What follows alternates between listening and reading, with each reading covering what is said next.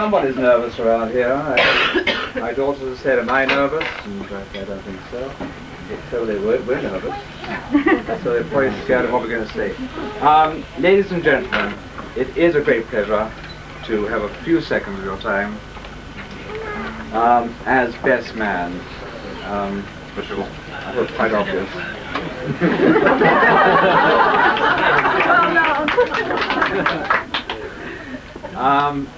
People that come here today have not come to expect a conventional wedding or conventional line of speeches or anything normal, because if they have, they probably are no friends of Mickey's or Roy's.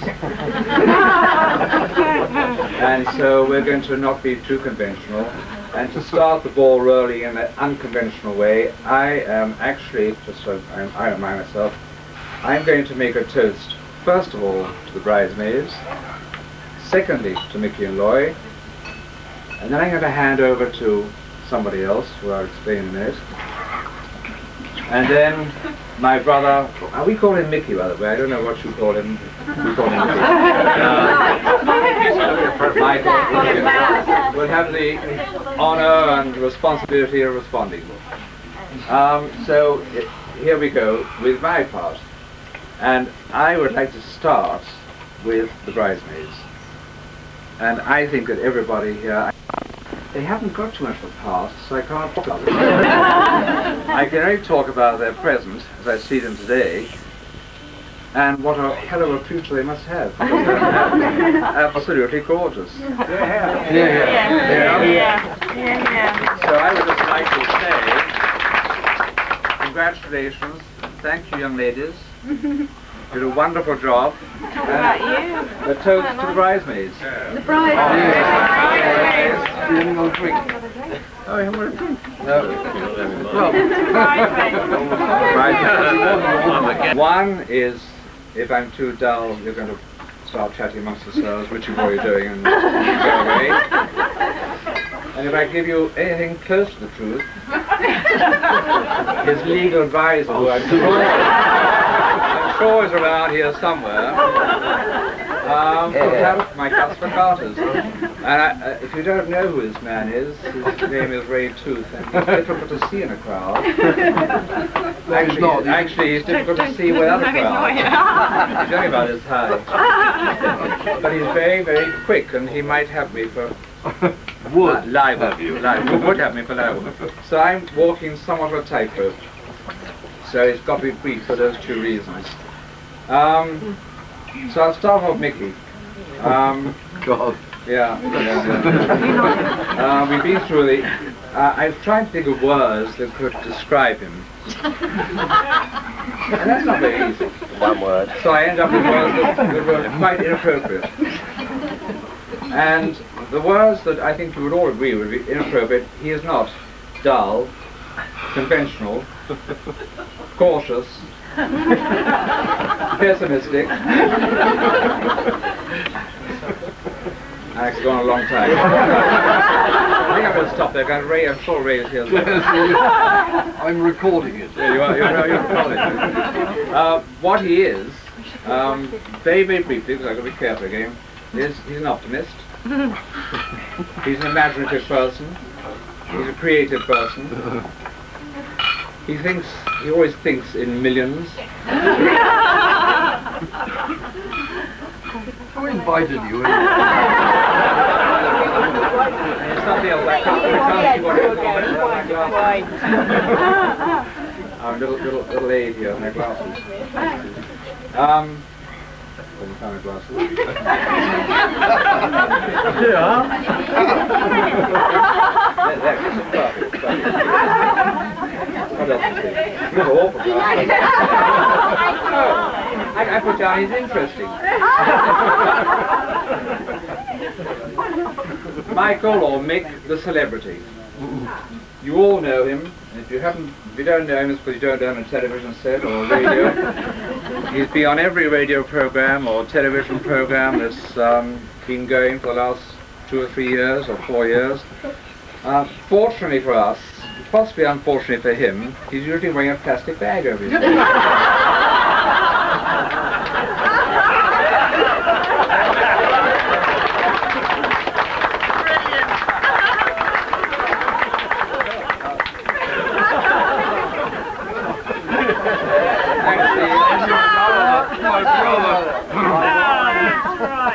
No, fortunately not today. He's had it taken off. But seriously, he's smoke hoods, and you know he is the innovator of smoke hoods.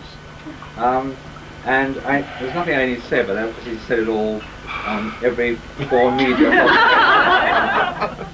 What I could say, which might just be interesting, that's the only thing I'll say about him, because of the reasons we mentioned, is his first invention. Now he's had hundreds of inventions. Most of them are very good. But he's had hundreds. But the first invention, I don't like this. Mickey invented it. Oh, I've got better. Thank you very much. The first invention was, strangely enough, about 3 miles from here. We lived here as boys during the war, and it was in 1940. Which war? One of his children says which war. That's Norfolk. I know. Not very funny, was it? And we had a wonderful time during the war. But Mickey, the innovative part of Mickey was coming out at the age of about 12 or 13 years old. And the first thing that I can remember him inventing was in fact an electric bicycle. Now it's very sensible because in the war, very heavy petrol rationing and everything and nothing. So he decided he'd get around this by inventing an electric bicycle. And it's one of these big sit-up and bake bicycles with a big crossbar up here. And there's only one other person other than he and I, and there's a chap called Jack Jeffs who is somewhere, who can vouch for this, but it's absolutely true. The launch of this electric, everybody came out to see. And he had a great big 12-volt battery on what do you call it? No, they're not the crossbar, on the carrier behind the saddle, which was higher than the saddle. And anyway, someone gave him a leg up, and he got on his bike, and we were all staying, just as we are now, all standing around waiting for this thing to go off. And it went off beautifully. It went off in reverse. So that was just slightly... Hang about, that was Mark II. Spoiled. Yeah, that was slightly funny. So the other thing that I think may have been funnier, or see how you feel about it, was that this spilt the acid out all over the saddle, all down where he was sitting, which instantly burned the seat out of his trousers. He got into quite hot water for everybody at home for having ruined a pair of trousers. But in actual fact, he probably did himself a lot more damage and had to go off to the doctors. He checked out for having done, something irreparable. Now, I don't know, and I don't know if he knows this, but something peculiar did happen. He was about 13 years old. I think it's time that the medical profession sort of try to check this out. It may be just a simple matter of acid in the right place at the right time.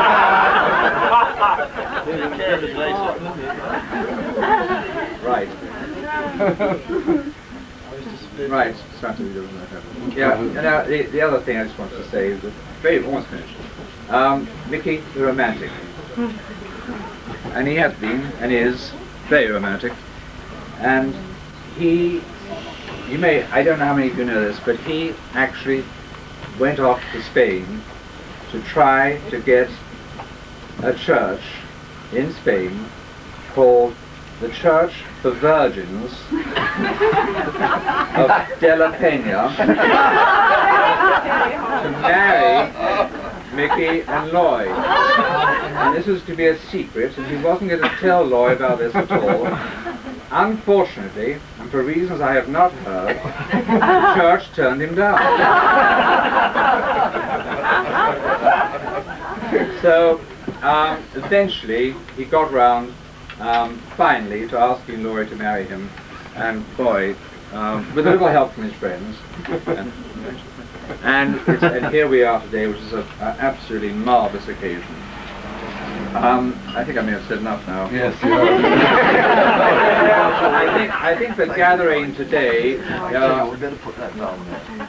I think the gathering today actually speaks for itself, because I have down here, apart from all the friends from the UK, I have down here the people from Australia, Holland, Switzerland, Norway, US, Bahrain, and probably many other countries I haven't heard of, are here today, Pershal, are here today to wish Mickey and Loy well. Now, that's the Mickey part. Now we got a few seconds on Loy, please. One of the bridesmaids, she is a child bride, and she has got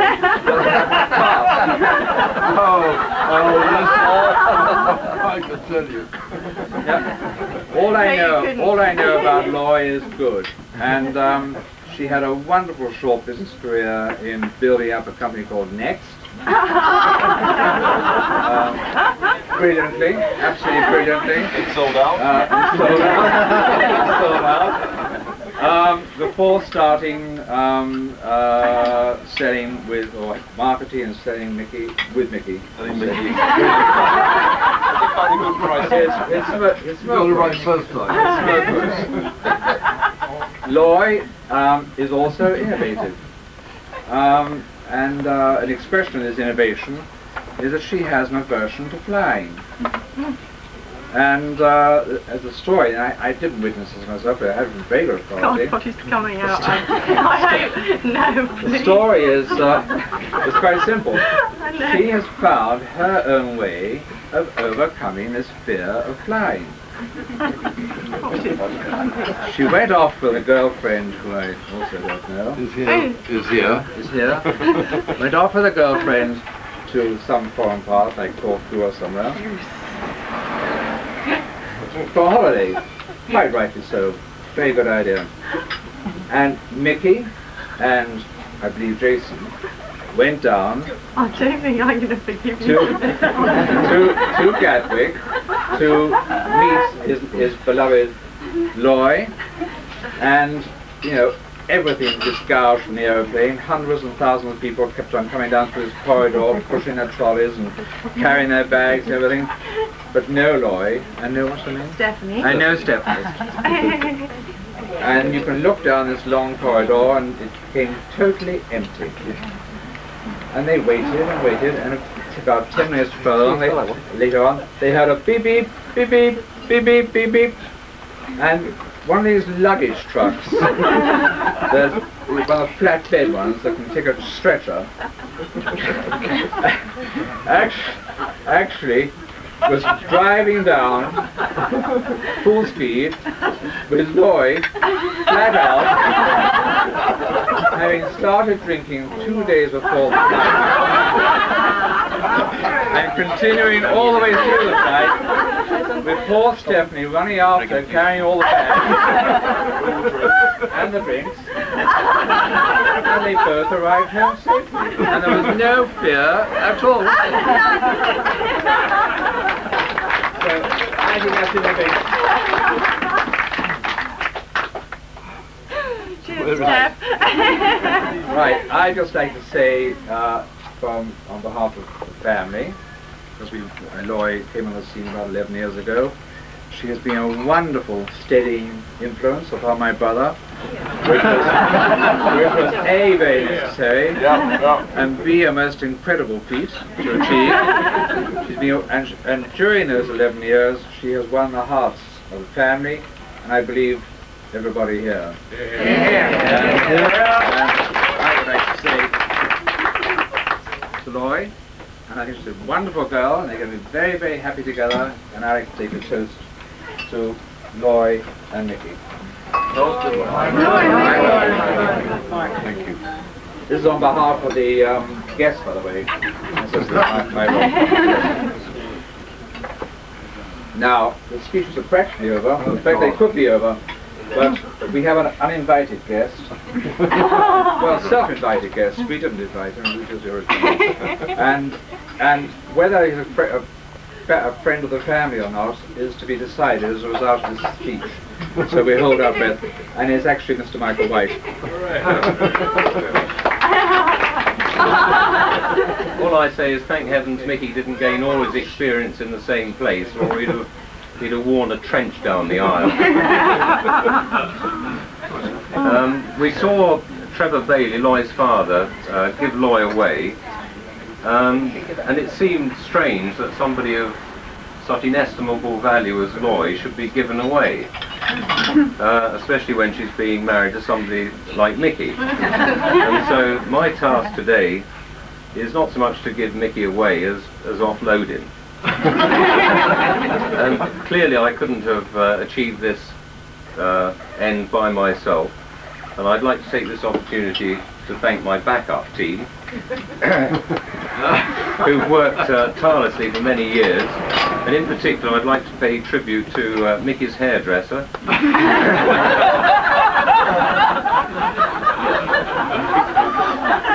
His wardrobe mistress,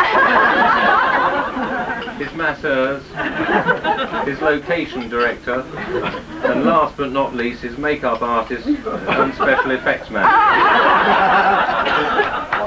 What about the cardiologist? Without whom my task would have been impossible. I can assure you, however, that he did all the stunts himself. Now, you may wonder how somebody with the name de la Peña should marry an English rose in North Oxfordshire. And I would ask you now to cast your minds to downtown Spain, very hot, very dusty, and a marauding band of peripatetic castanet makers. And they went round selling their castanets, and the sun beat down and they got very passionate. And to cut a long story short, they ravaged most of the women in the district. This is actually the history of the De La Peña family. I knew my lawyer had to be here. Until the end, in a very wide area, there was only one virgin left, and she was located in the mountain village of Peña. Mijas. I know the history. Now, the villagers didn't want to be in the position of having to admit that there wasn't a virgin in the village, so they walled her up. This is true. And this marauding band of castanet makers threw themselves at the rock, scratching away with their castanets, but they couldn't get at her, and they lost a lot of face, and they caught the first ferry to England. Well, now they stayed in England very briefly until the invention of the pneumatic drill. Whereupon they loaded their donkeys up and took this pneumatic drill back to this mountain. But they were very unsophisticated and didn't realise you needed a compressor to run it. So no matter how hard they blew down the tube, they couldn't get it to work.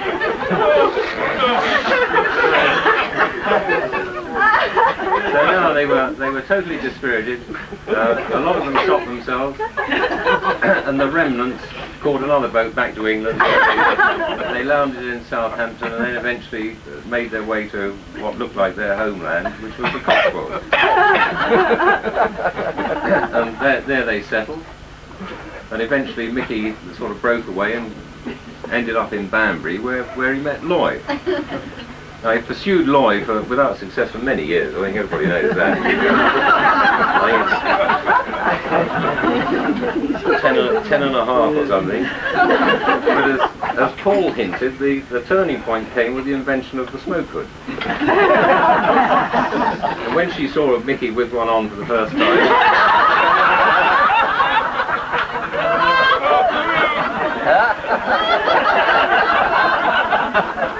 her heart started to melt. By the time the Mark V model, which could be worn almost continuously, love finally blossomed. And, God, I can't read my writing. Very glad of that. Right. And which is the reason we're here today. And Lloyd, in all fairness, has put Mickey where he is today. If it wasn't for Lloyd, he'd be around at my house drinking all my booze.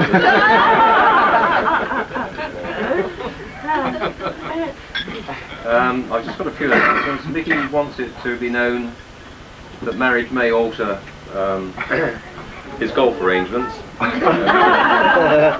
He won't be able to play until about 6 o'clock this evening.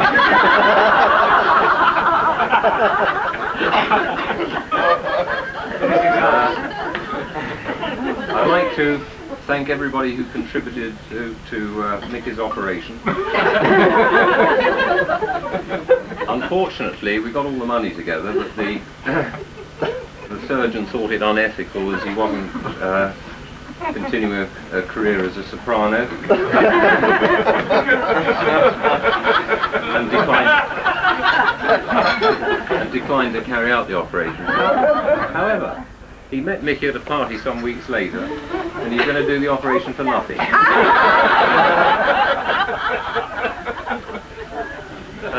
Brother Paul, incidentally, should have had a pacemaker fitted. When he found out Gucci didn't make one, he told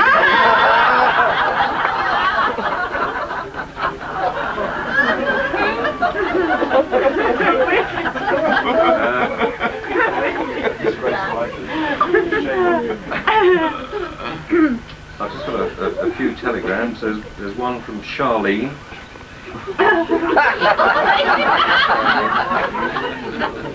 Your kit's on the pavement, you bastard.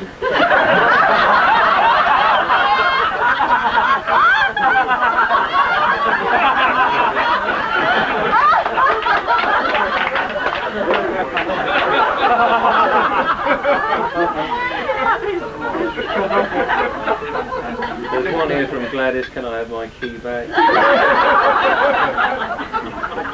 Another one from Betty. I've changed the locks. You bastard. There's one here from Interpol, but I don't think we're going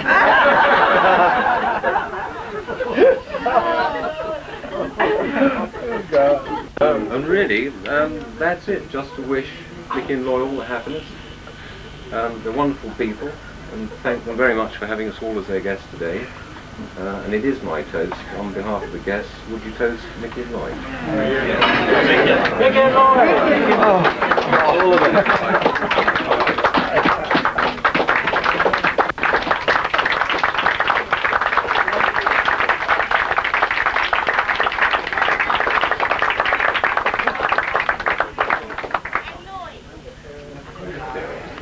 I'm obliged to say something. All of that was a total fabrication, and nobody even invited him anyway. I would like to thank everybody enormously, from both my wife, that's a nice, and myself for coming today. It is utterly incredible to us that you've come all the way that you've come from America, Australia, and everywhere, all over the world, as Paul has already said. We'd also love to thank we'd also like to thank our absolutely charming local vicar from who is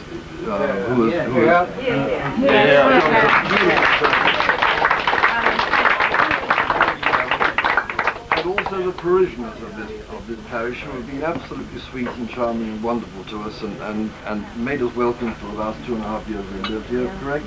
Yes, I think we'd like to drink to the village and to our Village, but we're not ready yet. No, we're not ready. I know. Taken out the mic already. I've now been lucky enough to have a lovely mother-in-law and a lovely father-in-law and a lovely family to come alongside as well, and the support of which I've been extremely grateful for over the years.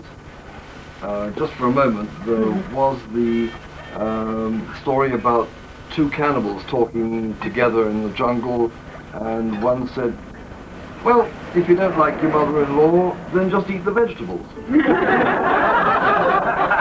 We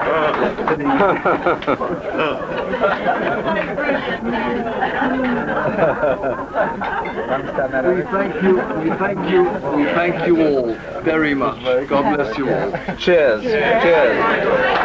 Cheers.